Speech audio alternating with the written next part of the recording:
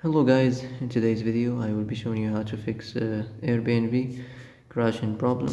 So the answer is easy, just go to the settings and then scroll down to the apps section and then go to the search Airbnb and then go to the storage, and here you will find this clear cache option. Click on it. Now you can go check it if it worked, and if it didn't you can try to restart your phone or turn the Wi-Fi off and on, or the Bluetooth or the airplane mode.